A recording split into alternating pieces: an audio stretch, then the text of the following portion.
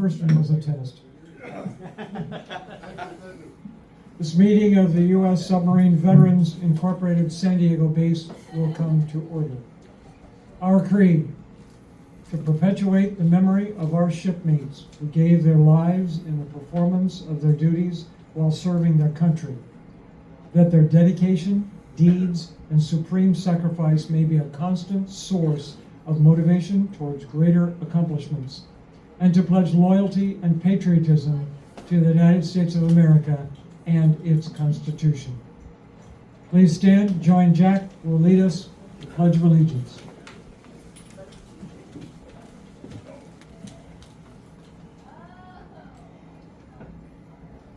And salute.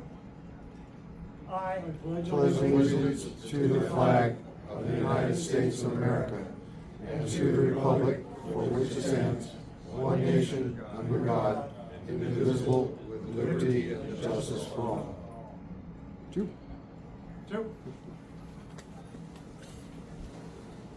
Please uncover. Eternal Father, we thank you for the heritage and liberty we enjoy as Americans, and for the privilege of having served in the submarine service. We ask your blessing for our shipmates who have made the supreme sacrifice and service to our nation, as we gather here this evening to honor and remember them. Bless our shipmates who have gone ahead on eternal patrol, and those of our group who are sick, troubled, and bereaved. And bless and protect our shipmates on active duty as they serve in the first line of defense of our nation. We humbly ask this in your holy name. Amen. Amen. There is no one currently on eternal patrol report. Hoorah! Mike, please list the boats that were lost during the month of July. The following boats were lost during the month of July. Bell ringer, please strike a toll for the following boats. USS S-28, SS-133, lost on July 4th, 1944 with a loss of 49 crew members. She was conducting training exercises off Hawaii with the U.S. Coast Guard cutter Reliance. After S-28 dove for a practice torpedo approach, Reliance lost contact. No distress signal or explosion was heard. 2 days later, an oil slick was found where S-28 dove. The exact cause of her loss remains a mystery. USS Robalo,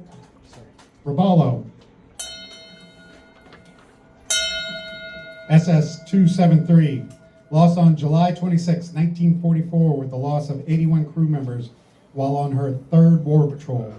She struck a mine about 2 miles off the coast of Palawan. 4 men survived and swam ashore, then were imprisoned by the Japanese.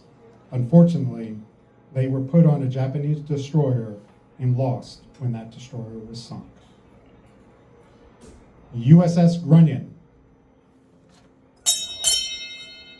SS-216, lost on July 30th, 1942 with the loss of 70 crew members while on her first war patrol near Kiska Harbor.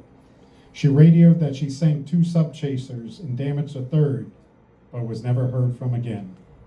Grunion's mangled remains were found in the Bering Sea in 2006 off the Aleutian island of Kiska.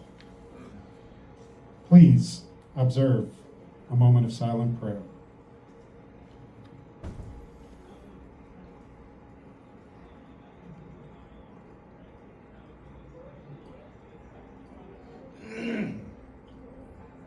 Amen. Please be seated.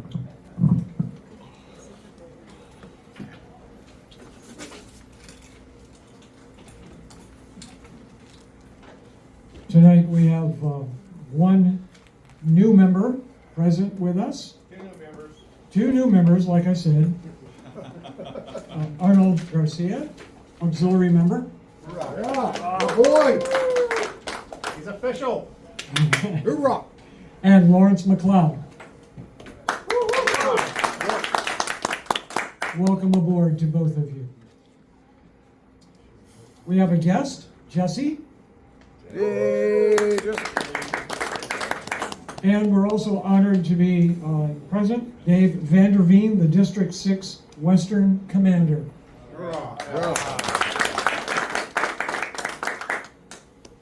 Mr. Secretary, how many members are present tonight?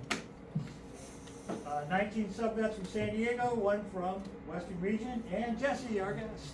Yay! 19, 21, sorry. Thank you. Mr. Treasurer, may we have your report, please?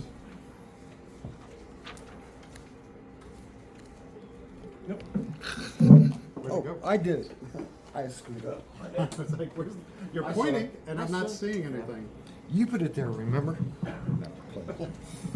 All right, we began the month of June with $25,916.13. We took in $290.67 in that month, in the month. 45 in the 50-50, 45 for scholarship, 180 in the donations, thanks to Ray who's not here, and a whopping $20 in interest. Our expenses is we paid out $265.96 for the float. So that gave us a net of $24.71 for the month. So that brings us to $25,940.84. Of that, $419 is allocated for scholarship.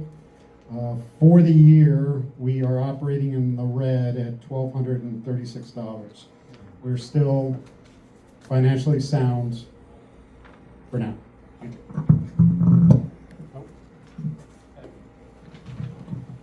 Thank you. The minutes of the June meeting were emailed out, and copies are on the tables if you would like to look at them.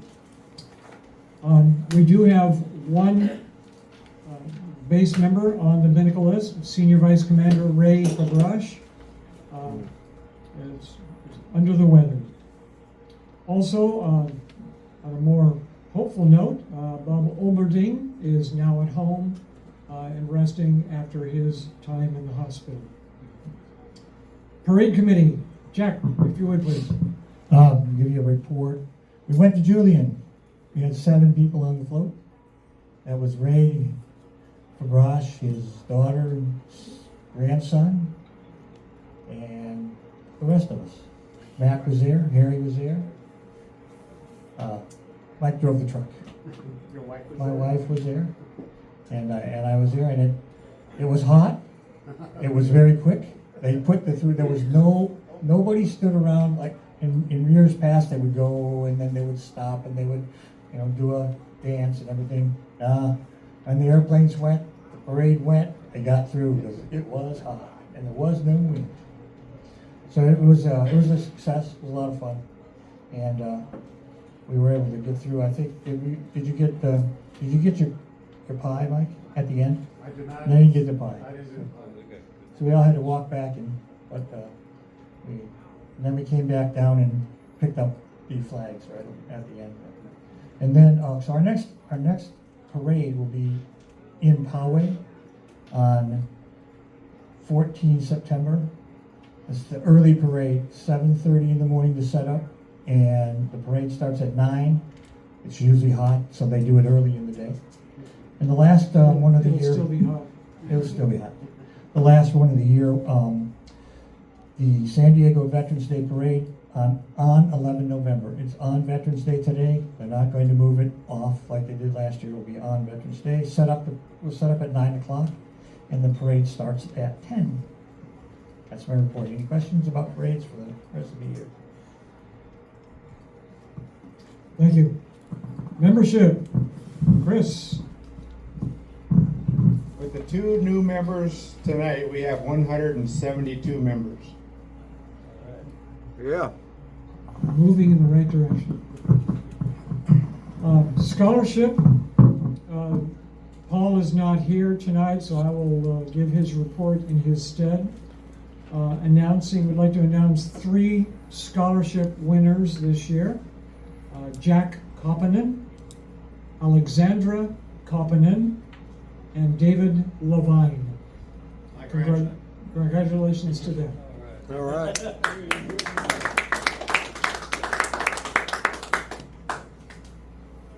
Moving to storekeeper, Paul is not here, so I will be giving his report in his stead. We have had a proposal put forth from one of our members, Jason Bender, to order challenge coins for the base. He has sent in a design that would basically have a dolphins on the front and then a rendition of the base patch on the back of the coin. It's oval in shape rather than circular, and we'll be bringing up the possible ordering of them in new business. 52 Boat Memorial, the next All Flags Day will be 20 September for POW MIA Day. We'll be deploying at 0730, retrieving at 1630. Then, to finish the year, Veterans Day, 11 November, busy day. Deploy 0730, retrieve 1630 on either side of the parade, like we did for July 4th. Float Committee, Mike. All right, The float is back in its normal location, thanks to Harry helping me get it down there. It is covered. It is, I will say, much easier to get the float in to the parking spot than the last place that we used to be in, which is good. Harry did a lot of good work on the float, so he's the one that bought the material for keeping it covered so it doesn't get weathered. He also, I gave him in the remainder of the can of teak stain, looking really good. And he built a new stanchion to go on the back of the float to fly this, our Submarine veterans white flag off the back. So we'll test that out on Poway. I have to look at the schedule. We'll figure it out in the next couple of months.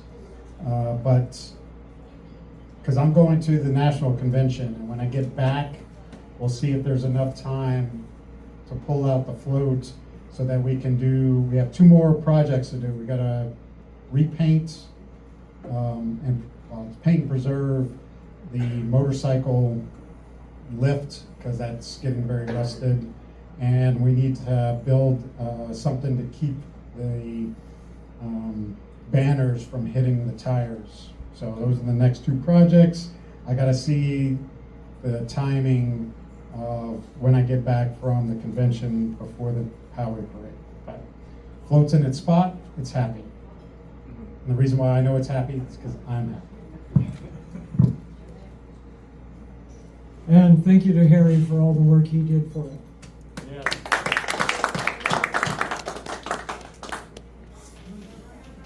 Boy Scout Coordinator, Neil. you're up. Anything to report? Okay, last month we had 2 eagles. This month we got 1 Federal Newell out of Troop 959. Where's that troop located? San Carlos Methodist Church. Thank you. All right, we'd now like to make member Kip Casper come up. He's going to do a presentation regarding low-level nuclear waste disposal. In other words, how to get rid of a submarine. Don't drink it? No nuke waste?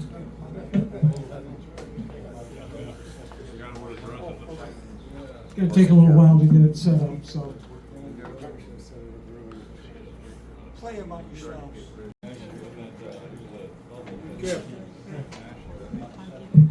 Okay, folks, the first thing is I would recommend, if you can, get a seat up closer, because I got a feeling I'm going to try and expand the picture so you can see it, but there's going to be some detail in the presentation that unless you're too far away, you're not going to miss out on some of it.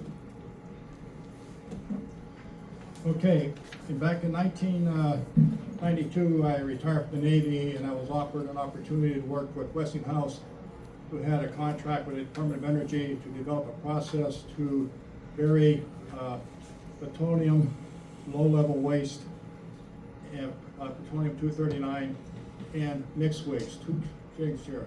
One is nuclear waste, and the other one is mixed waste. And the difference is that this is all from weapons production since 1940s. And so you have tools that are contaminated with plutonium, and then you have tools, rags with oil and plutonium.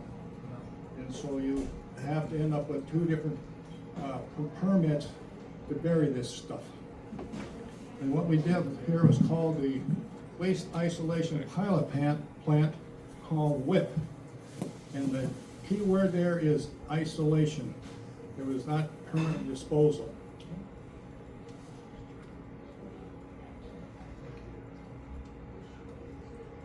Now if I can make this work. There's the steel here.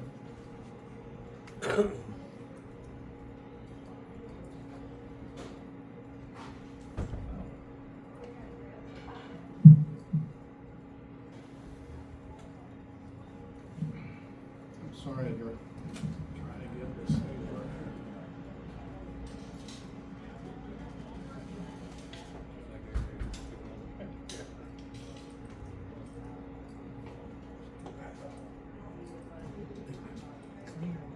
Okay. My pointer.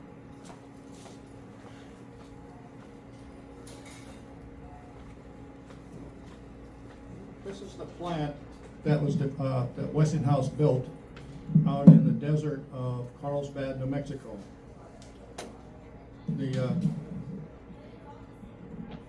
The site is 26 miles away from Carlsbad, New Mexico, east of Carlsbad. It's on 10,240 acres of dirt, desert, out in the middle of nowhere. It was also picked this spot because there was limited oil well production in that area, so we're drilling down into the potential mine. A couple of things I want to point out to you here. And it may not work We'll on work the on that. TV. Okay. Maybe the pointer, I can try with the pointer Okay, you see my hand running around there? Okay, that's right there. That is one of the shafts going down into the mine, and that is the intake shaft for the supply air. Also, it's an emergency exit from the mine. This other shaft over here is the primary conveyance. The Navy, correction, the mining industry calls a conveyance where you take people up and down the mine. And also it's used to get rid of these tailings or the muck. That's in other words dirt coming out of the mine. In this particular case, it's salt. In that field behind there, that's all the salt that's been mined out of the mine. The other facility over here, this building, that is where the fans are to draw the air out of the mine, and it normally just discharges into the atmosphere, but however, if we have an airborne contamination, it shifts over to HEPA filters.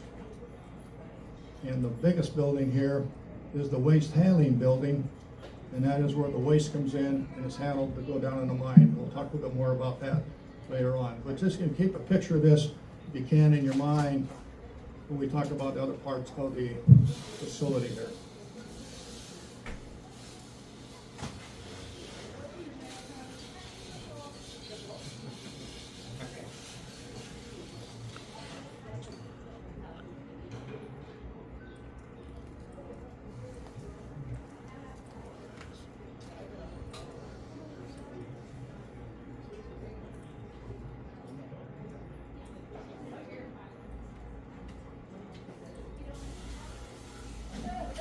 All the weapons production back in the 40s until present time, this is the source of all the contaminated materials. All the way up there in Hanford and Washington. I don't know if you can read it, the details. I won't read them all, but that gives you an idea where the waste is generated from.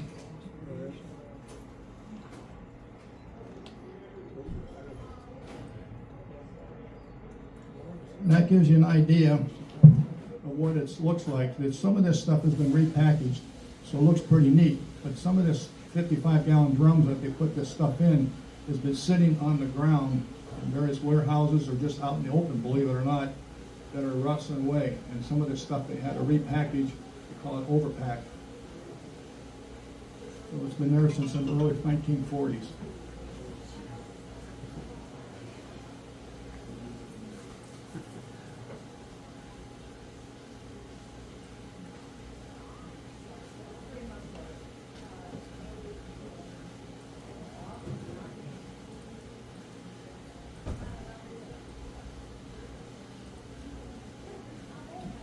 Okay, this is how we get it to the plant by this truck. It's the truck is just a basic truck, but then the packaging on the back there, they call them true packs, and they have 3 of them obviously on the trailer. Inside those true packs, you can have up to 14 55-gallon drums of waste. Those true packs, the big cylinders you see there, are tested by putting them in a fire, running a train into them, throw them in water to see if they leak, and so on. And the trucks are tracked in that waste handling building that I showed you earlier by GPS. There's a 24-hour watch in that building that operates not only or tracks those trucks where they're at 24 hours a day, but also that's where that plant is operated for ventilation and monitoring all the radiation equipment for any kind of contamination. The other thing is that these trucks can only operate on certain approved roads. They just don't go running down through at Milly-Willy. They got to go on approved roads. What was interesting is that when the local community found out that some of these trucks were going to come by, they put up a protest and made them go to a different route. There is, this stuff, unless you breathe it in, low-level plutonium, you can actually have it in your hand, $3. Remember your training back in the nuclear power days. So, but anyway, they're upset about that, but yet they didn't care about a whole truckload of gasoline going through, or a whole load of O2. O2. The other thing is these trucks are, they only operate for 3 years, and they got to get a new one, regardless of the miles on them. And the truck drivers have to only drive 100 miles, and they got to stop and do an inspection on the vehicle. The next thing is that the route that they go on, the first responders receive training from DOE on responding to a nuclear spill. Plutonium. So that's all done on this route.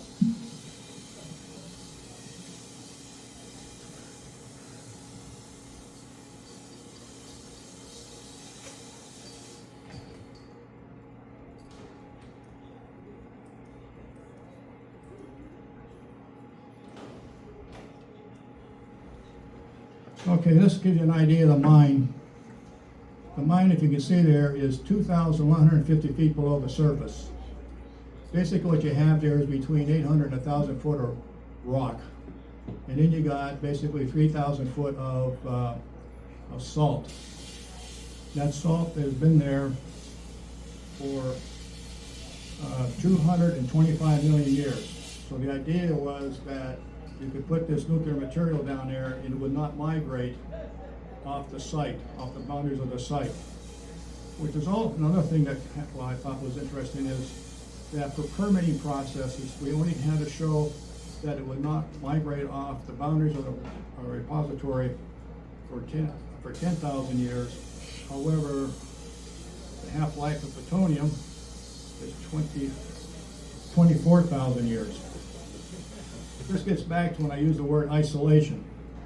They thought maybe sometime between now and 10,000 years, they would come up with a process to neutralize it, dig it back up, and so on. So it's going to be there in the mine. The reason I picked the salt is salt has an elasticity to it that it doesn't like a void. And so we put the material in there, 55-gallon drums in these rooms, and we'll talk about that a little bit, and then encapsulates it. and it won't move anywhere. So we don't have water in there right now because that's been there for 225 million years, so it'll just stay there. And this, is several hundred miles of salt.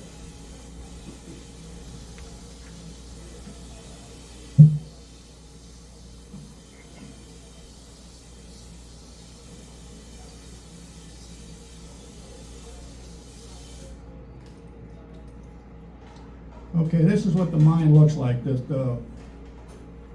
line up here is just the surface area here in the buildings. Okay, the first thing I want to talk about is the air intake shaft. Remember I showed you that? That was the far one left on the side. That's where the air comes into the mine. And then you have the exhaust. We talked about that going out.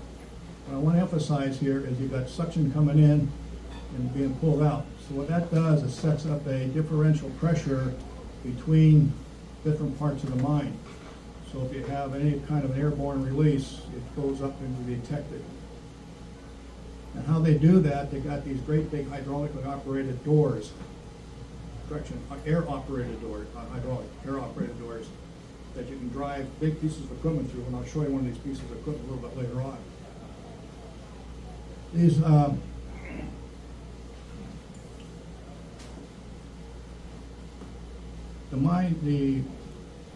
the waste handling shaft is the one it's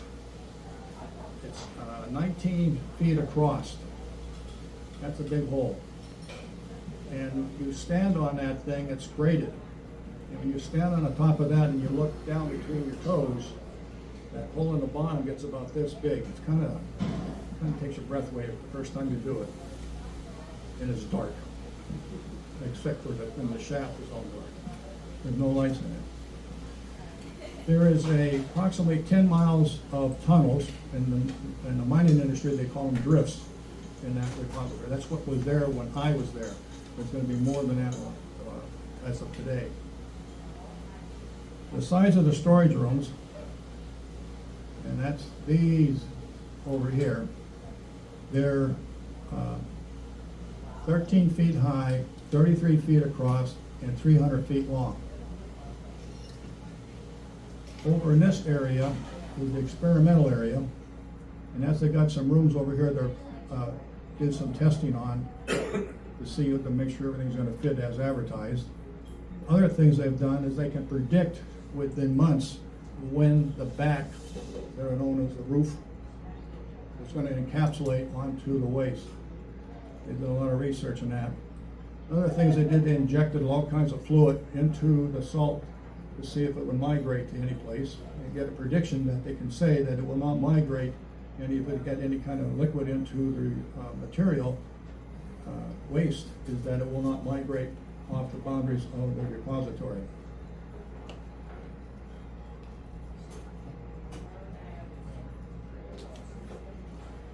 The waste handling conveyance can hold 45 tons of waste, and it's operated by 600 horsepower motors, just for information.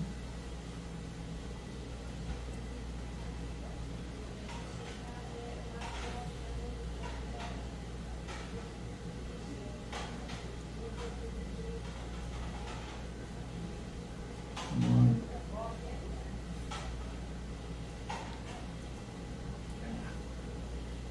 Well, that was quick.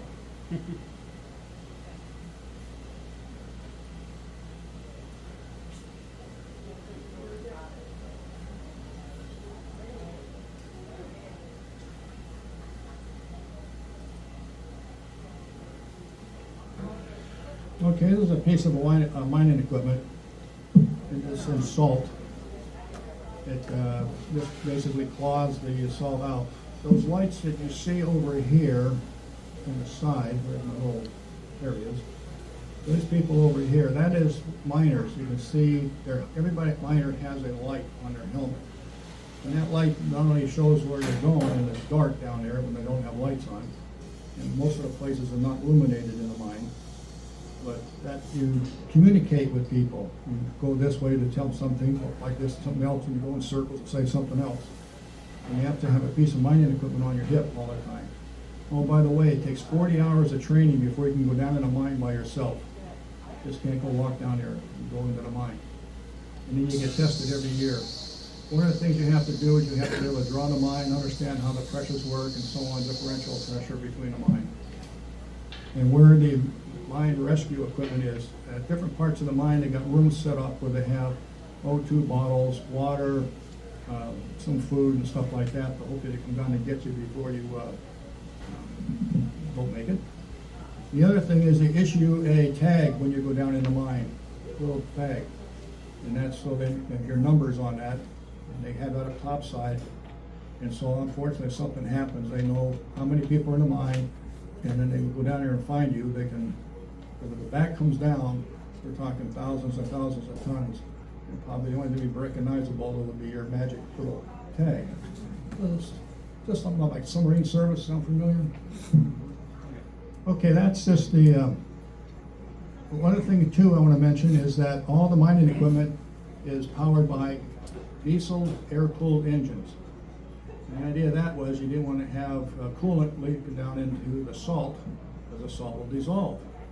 And diesel fuel doesn't really act that much with the salt. Just another tidbit of information. Also, diesel fuel is not as flammable as gasoline.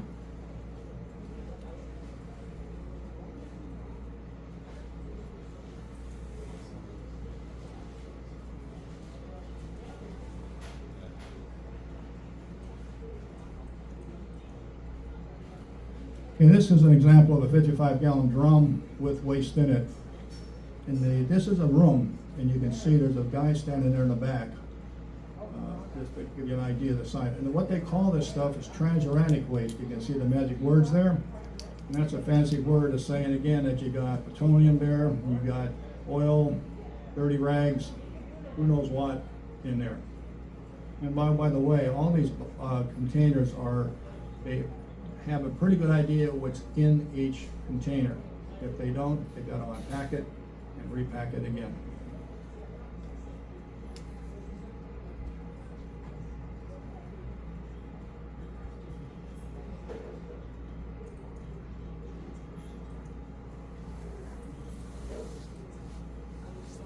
Now, why this one is sideways, I do not know, but I guess I can figure it out.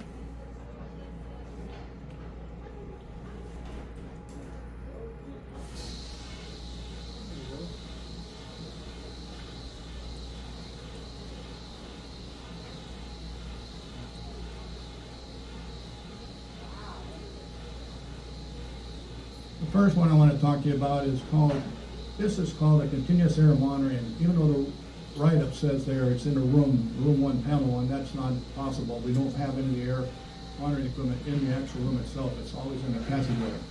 And if you can get I don't know if the people in the back can see it very well, but if you can look down at, that is a long ways down there. That's probably a mile or so down that drift. They call that a drift.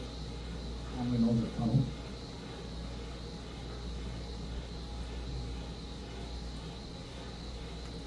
This is one of the places where they do experiments, where they inject stuff into the mine or into the salt, and also where they determine how much it's going to encapsulate and so on. This is one of the tests they had in one of those test rooms I was talking to you about at the bottom of the mine. They put the 55-gallon drums there to make sure it all fits. Train people, train the handlers. And this is something we had the capability, but we did not fill out or did not apply to handle high-level waste. And this is can handle high-level radioactive material all remotely. And we'll talk about that a little bit later on.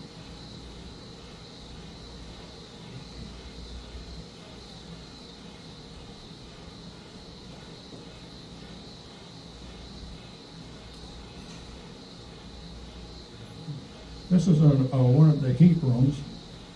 And what we've done here is we heated up the salt to see what the impact of that would be, because again, we've got the potential of handling high-level waste is going to generate heat. And they want to know what the effects on the salt's going to be by handling high-level radioactive material.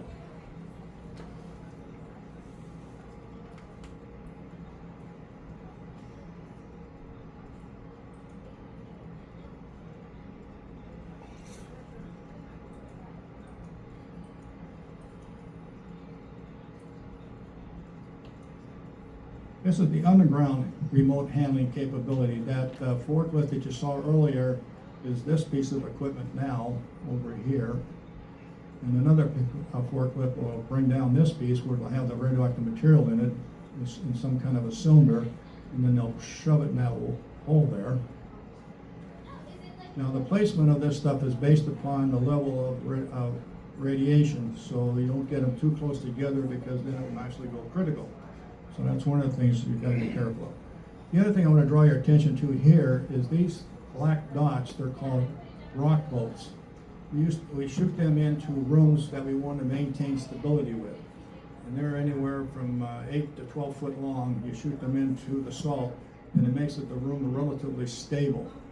And one of the things you keep on doing one of the things that's done before you go down the line every day is that they go down and they sound the back. And that's where people go down and take a pole, I'm going to describe it, and they go down, and if it sounds hollow, we've got a problem. We have to either cut that part out or put some more rock bolts in.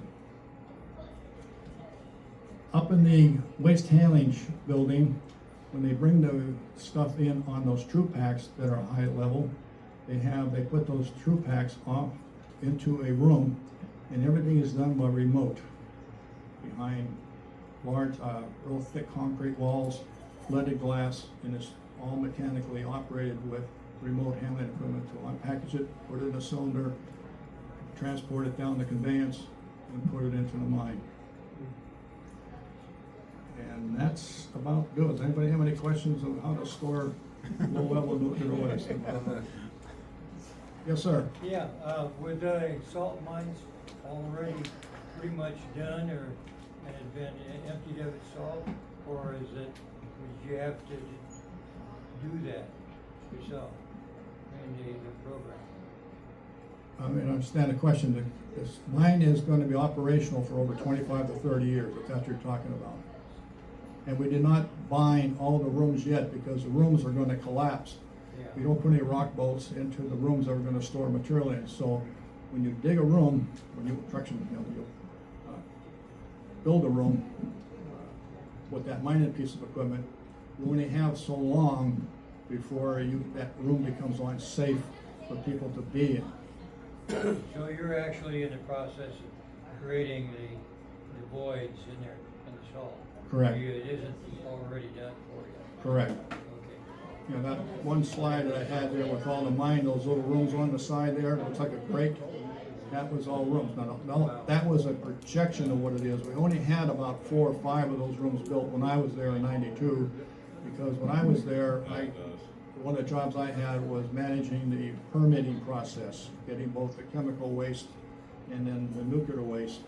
And we only had a couple of rooms built. And then when I left there, they were starting to handle about 6 months later because all the permits got approved. And they've been handling since 1992, putting material down there.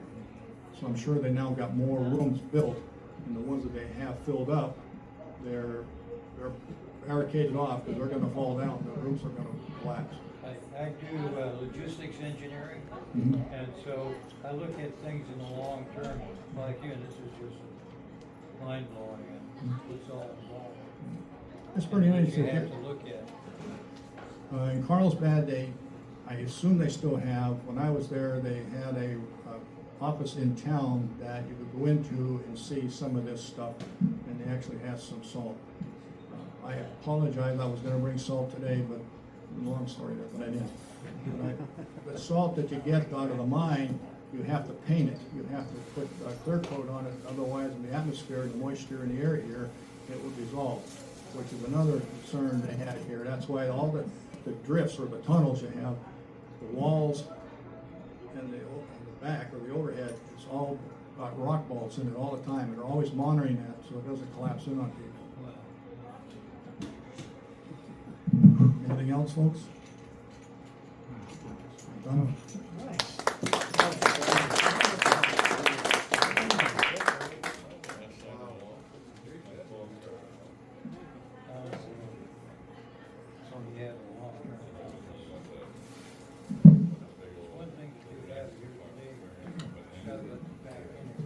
All right, we're going to take a break, do the 50-50 drawing. We've got a number of items of interest Jack brought in a bunch of challenge coins, a variety of them, and there is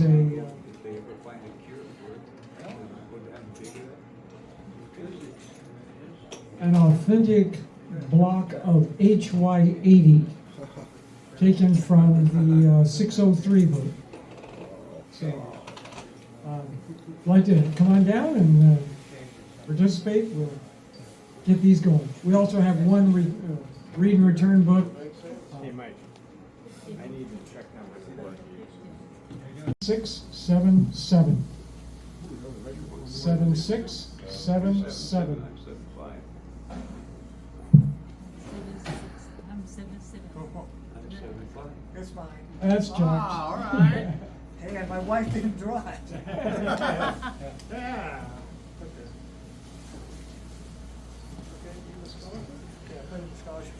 Okay, then that's, yeah.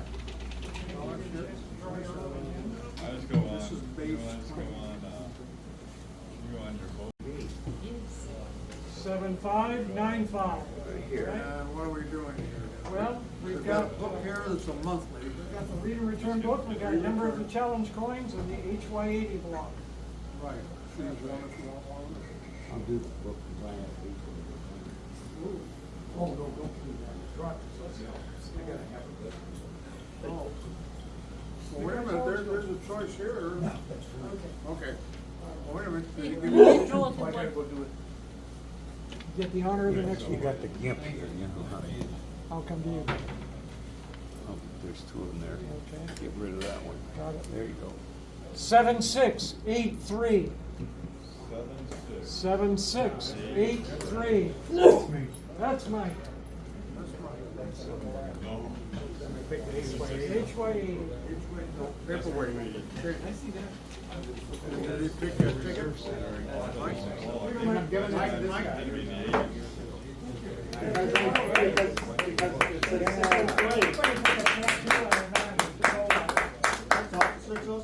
That's Off cool. the 603, so you get it.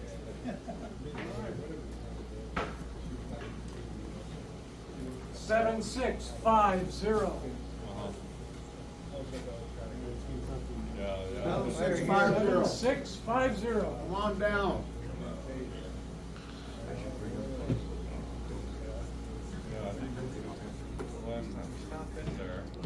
It's a monthly book here or a pickup.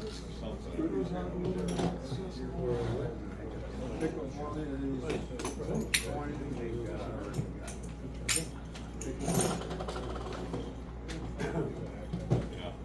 There you got it. Now I need to get a ticket for this one. There is the ticket. Everybody had me to go to freaking Puget Sound. Nothing. Nothing. Yes. Just come here. 7605. Right. All right, Scott. Yeah, thank you.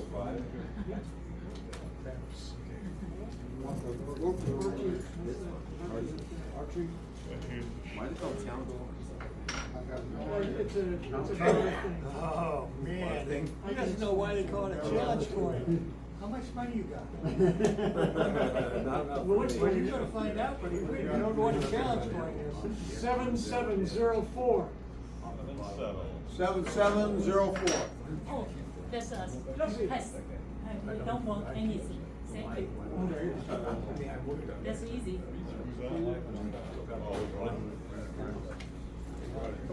7671. That's mine. Oh, yeah. Just pick it up. I got these. Really? No, fine. It was a prize then. 7695. Okay, Chris.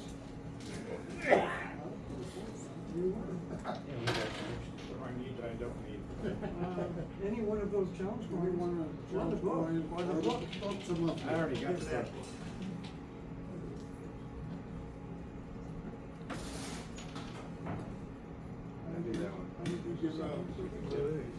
No, not.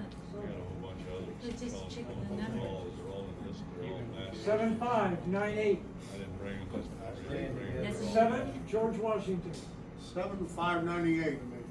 7, 5. Okay. He said, it ain't cash, I don't want it. Sometimes. 7648. 7648. I got it. All right, come on down. Take something else. Get your exercise in for the day. Yeah, this is.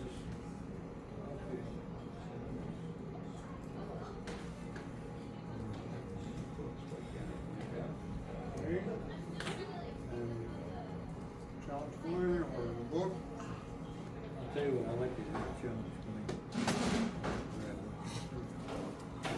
Thank you, guys. And then, boom, here we go.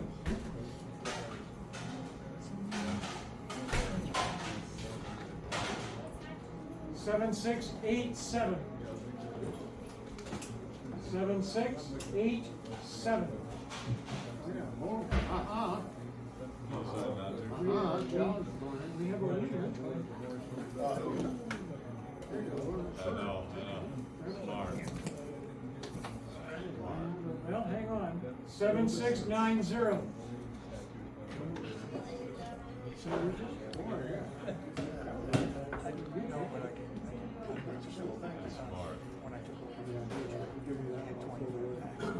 7, 6, 8, 0. 7680. 76, 80. Oh, great ladies. I was right there, not far. 7, 6, 8, 0. Michigan. You got it right after me. What do you say? Wait, 7680. 8, 0. 7, You get to fly. 80. That's good. Okay. I was right. Bus, I think it was 6 to 8 hour bus ride. Get there 1, 2 in the morning. Gave away my glasses. Go yelling and she get What's left? What's left? Challenge coins are what are these? See, I already have the United States Marianas Crossroads of Guam. Ooh. Yelling at you. I'll take this because Probably got embarrassed. I went to Guam. I think it was like, he got us there an hour and a half. Going and doing it. 7,700. 7700. I got it. Come on down, kid. Would anybody like to come down and get a jump? 7, 6, 9, 2.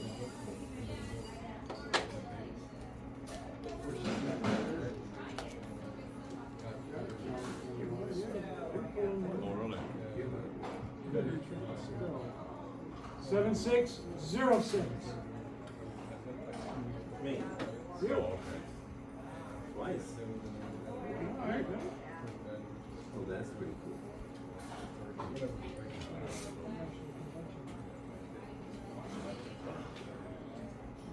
7603. 7603. I'll let you guys monitor these, okay? Oh, 0, no. I've been up to one too many times. I got a challenge. People don't even want to acknowledge it anymore. All right. Still got more in here. 7708.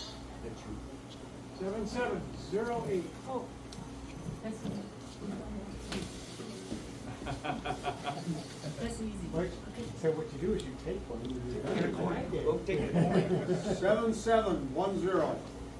That might be 7710. That might be Is just that you, again. Jesse? Zero. 7710. Oh, yeah. Again. Oh, you make it easy. Okay. Okay. 7672. Okay, there you go. All right. No, now pick a ticket.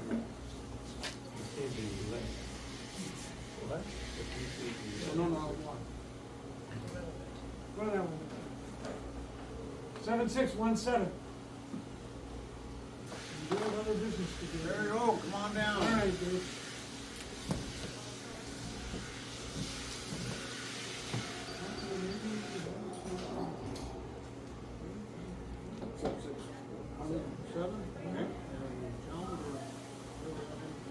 That's for the submarine birthday ball.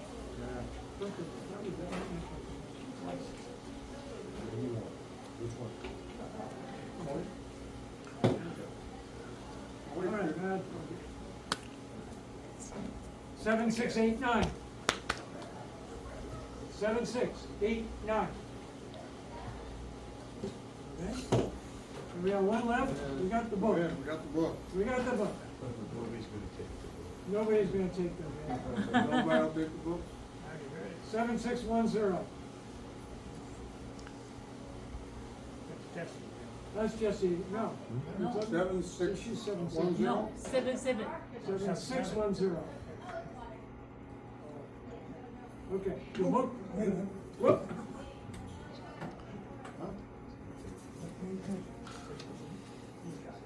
Okay, you get to read all about the submarine. Bring it back next And month. that's, bring back next month. Okay. On the next one. Cool, thank Okay, you. thank you. Thank you, everyone.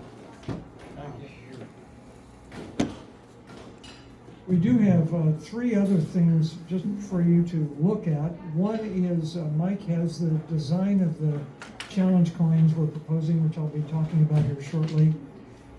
David brought up two other things from his father's time. One on board the Mystic. This was Oh, those are great. a large styrofoam cup. Oh, it's so valuable. During the course of the dive, it became a very small, very compact styrofoam cup. So if you'd like to come look at that.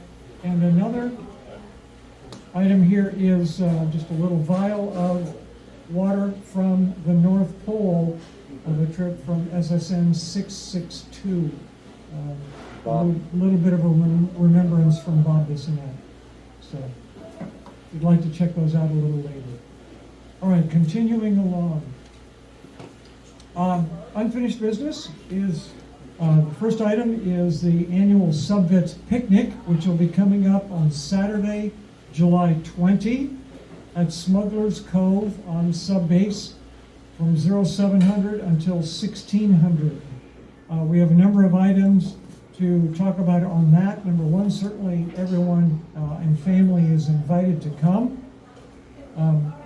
And we are in need of one item right now. Jason Bender, who's not here tonight, we're going to be approaching him about bringing in all the meat for cooking. I will be doing the condiments. Door prizes have been procured by Mike and Jack. The beer is going to be made by Mike. It's already made. It's already made. Good stuff. It hasn't been drunk yet, so that's the important thing. Our base escort will be David. What that means is if anybody does not have submarine base access, you will, as you approach the base on Rosecrans, right? Rosecrans, before you get to the actual gate to go in, you turn left. There will be a sign and a flag there to say turn left. There's a little parking area, and David will be by. He will come by. He'll create maybe 2 or 3 cars to behind him, and then he will use his base access to get the other people onto the base. And that shuttle usually runs, whenever needed. We'll have your phone number to come out to the base access for that. So that if you don't have access to the base, yeah, Kip? Escort our own guests in, get them to come up behind us. Jack? Yeah, that was, You can. that was really loud. What I was going to suggest, as you come in, slide by. At the yellow blinking light, turn left, turn right at the old pass office. If you see anybody sitting by the flag, escort them in. That'll save a lot of time because it's about an 18-minute run to go back and forth. So if you're coming in the base, just slide by the old pass office there and escort anybody that you see in. And then that'll save us a lot of time.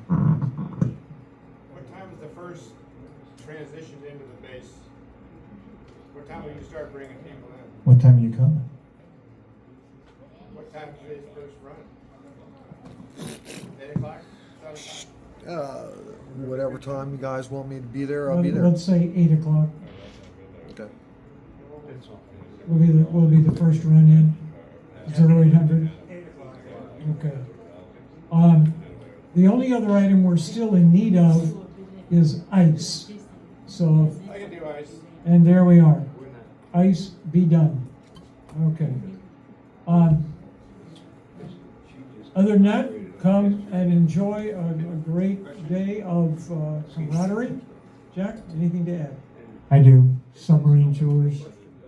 Oh, yeah, thank you. Submarine tours. But Harry's, let me get Harry. Here's what I'm using. Here's phone number for the shuttle. wait, one sec. Yeah, we're gonna put it on the sign. Thank you. But here, we're doing a test here on live streaming our meetings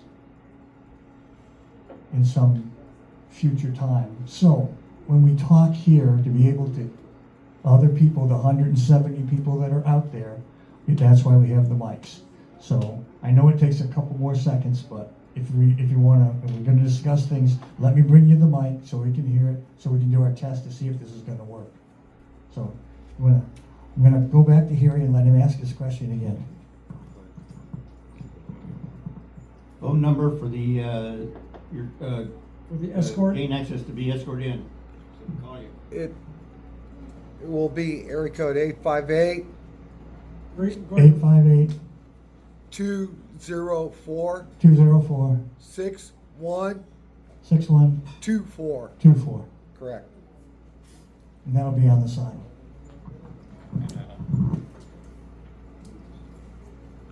I like tips. Big tip. Only thing we have left is submarine tours. Greenville is home. We're not sure that we're going to be able to get on Greenville or not. I'll talk to the Master Chief and to the public affairs this week. But how many people saw the flyers we sent out? How many of them got on MailChimp? Nobody got the flyers. Is this what you're saying? Nobody got the flyers? If I saw it, I would. Because we only have, what's that? At the end of the minutes, so all the flyers were on there. Oh, okay. And we had 6 people last meeting, and 3 on the afternoon tour, so that's 9. 9 people signed up. 50, we had 50. So the problem is, if I don't get anything in the next week, I'm not gonna be able to go and say we can do 2 tours, because how can I take 50 people and only have 9?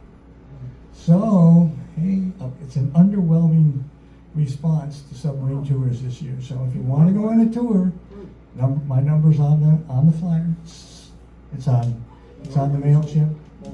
Yep. It was underwhelming, not overwhelming.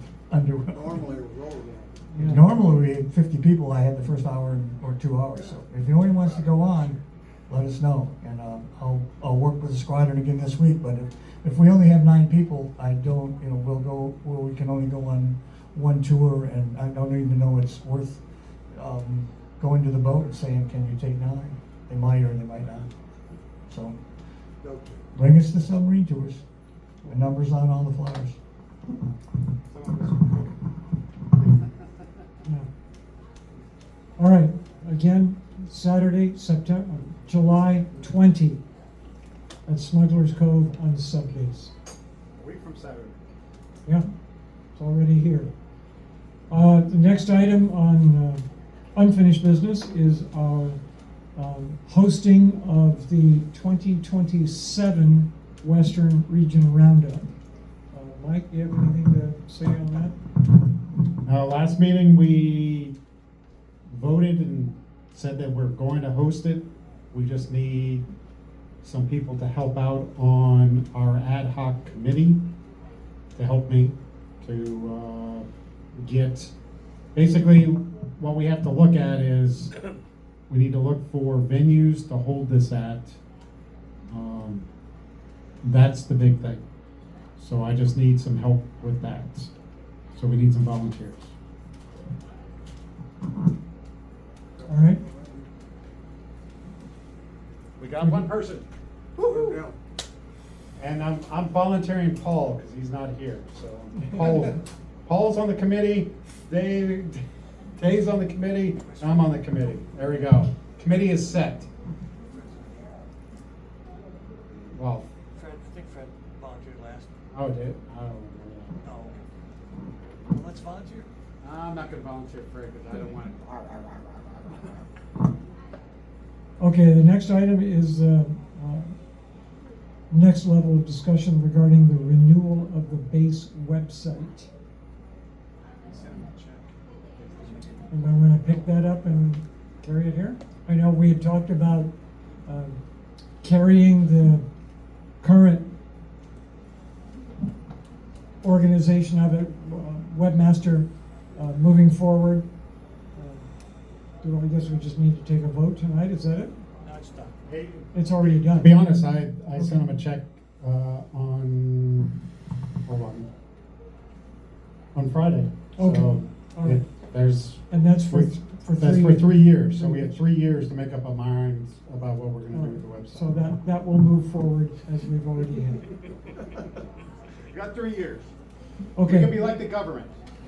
Next item, yeah, I mentioned earlier about creating challenge coins for our base. The design is down here. As I said, it's basically a dolphin design on one side, and then a rendition of our base patch on the obverse.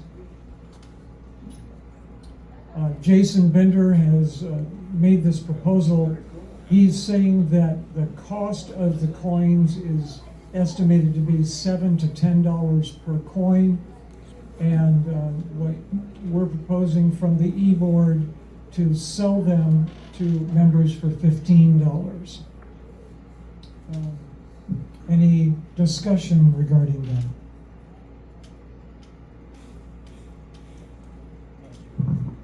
No discussion. I move that we authorize Jason to purchase up to $300 worth of challenge coins as a start. To be Okay. to be sold through the storekeeper. Okay, moved and seconded by Dennis. Any discussion? All right, I'll call for the question. All in favor of moving forward with a base challenge coin to the limit of $300? Since this is a non-budgeted item, it does need to be specifically approved by membership. All in favor of moving forward with that? Please say aye. Aye. Fred is not here, but any... I will take his place. All right, okay, all right. Motion carries. We will talk to Jason about getting those ordered. The good of the order. I will recognize members to submit items for the good of the order. When so recognized, please stand, identify yourself, and speak loudly on the microphone to be heard. The chair will recognize each member one time during the evening and impose a 5-minute or less limit on each contribution. There are some items here. First of all, from the chair, the National Convention will be August 19 through 24 of this year in Cleveland, Ohio. Hosted by the COD base. Convention will be held at the Embassy Suites Rockside. Tours may include the USS COD Museum, and as well as the Rock and Roll Hall of Fame and others. Maybe you can go to where the Guardians play, or the, anyway, there's a website for it, www.subvetconvention.org for more information. Second item, the 2025 Western Region Roundup will be March 6 through 8 at the Queen Mary in Long Beach. The current price for hotel stay is $209 per night. Plus fees. Plus fees, of course, which will bring it up to about $6,000. No more than that. The third item, regarding the memorial service for past Commander Bob Bissonnette, was held here at the VFW June 22. More than 50 people attended it. Bob's family members from Illinois, Tennessee, and California joined friends, former shipmates, and co-workers at the ceremony. Organizations represented were the Arctic Submarine Laboratory, USS Salt Lake City, USS Pogey, USS VI San Diego Base, USS VI Scamp Base, USS VI LA Pasadena Base, USS VI Bonefish Base, and USS VI Western Region. Many thanks for those who came to honor a great gentleman. Do we have any other items for the good of the order?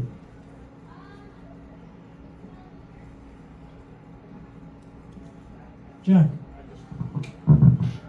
Did it work? I just say one last thing on. Somebody owes around. Pogey's having a reunion in September in Bremerton, Washington. And just on a side note, my wife and I are going up early, and we're going to see Yvonne, and that's Joel Lycom's widow. Joel was the one who gave us the trailer that we haul our float on, and he hauled it for many, many years. She has said to say hello to everyone tonight. Thank you. Anyone else? There being no further business, I remind you of this promise. Let no word or deed of mine cause any injury to the person or family of any member. I hereby adjourn this meeting of the United States Submarine Veterans Incorporated, San Diego Base.